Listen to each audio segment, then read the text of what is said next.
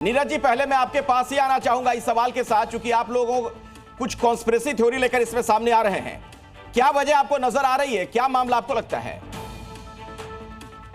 अखिलेश जी, देखिए, कोई conspiracy theory तो नहीं है, लेकिन ये एक तो फैक्ट है कि कल 12:30 बजे जो बिजनेस एडवाइजरी काउंसिल की मीटिंग थी, उसे कल जगदीप धनखड़ जी ने चेयर किया। और उसके बाद क्योंकि वहां कुछ निष्कर्ष नहीं निकल पाए, कुछ बातें रह गई, तो 4 बजे फिर उस मीटिंग को कॉल किया गया। पहले 12:30 बजे वाली मीटिंग में नड्डा जी, किरण रिजिजू जी और बाकी लोग उसमें मौजूद थे। लेकिन 4 बजे की मीटिंग में ऐसा क्या हुआ कि दोनों नेता, जो सदन को चलाने की जिनकी जिम्मेदारी है, वो दोनों नेता बिना चेयरमैन को बताए उस मीटिंग से नदारद रहे।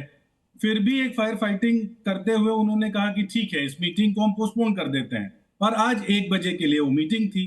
लेकिन अचानक से देर रात 9 बजे ऐसा क्या हुआ कि जगदीप धनखड़ जी ने अपना इस्तीफा पेश कर दिया। मैं इसका जवाब लेता हूं। परिमल जी मेरे साथ हैं, जेडीयू के प्रवक्ता हैं। परिमल जी, आप तो सरकार में सहयोगी हैं, कुछ भनक लग पाई क्या कि क्या हुआ है?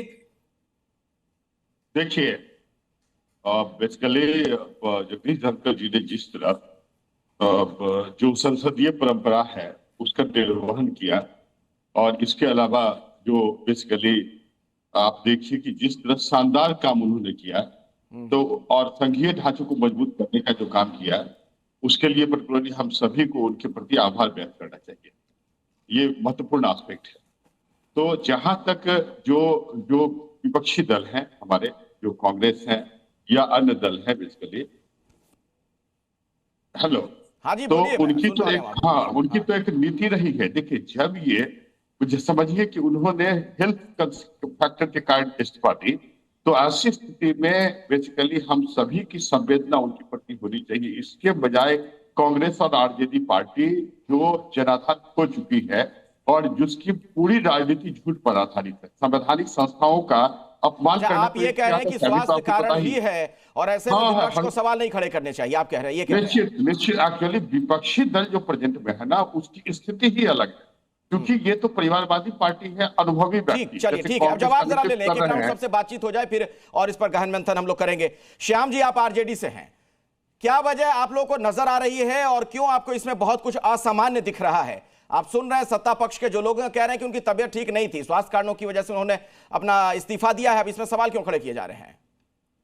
नहीं, देखिए, सबसे पहले तो उन्होंने जो इस्तीफा दिया है, और मतलब उन्होंने साफ तौर से लिखा है कि स्वास्थ्य कारणों से उन्होंने इस्तीफा दिया है, तो उनकी तो बेहतर स्वास्थ्य मैं कामना करता हूं। स्वास्थ्य की प्राथमिकता उन्होंने दिया और देना भी चाहिए।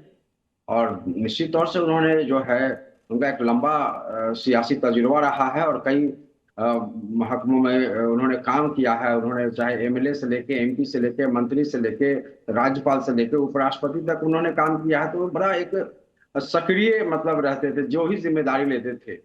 जो लोकतांत्रिक तकाजे हैं कि सहमति असहमति अपनी जगह है अखिलेश जी, लेकिन जो सबसे बड़ी बात है, एक लंबा अनुभव रहा। अब रही बात आप लोग का जो मौलिक सवाल है, उस पर जो अटकलें लगाई जा रही हैं, देखिए हम लोग तो फैक्ट पर जाते हैं, ज्यादा स्पेकुलेशन पर हम लोग नहीं जाते, लेकिन जो एक बात जो सियासी गलियारों में एक बात को लेकर विमर्श है, लेकिन उसको भी तो रखना हमारा एक मतलब दायित्व है। तो उसमें है कि देखिए, मानसून सत्र हुई कल, वो आए थे, सब कुछ ठीक ठाक चल रहा था, अचानक ये जो इस्तीफा हुआ, उससे कुछ हैरानी हुई। अचानक वाला फैक्टर है वो आप लोगों को चौंका रहा है और इसीलिए आप लोग सवाल खड़े कर रहे हैं।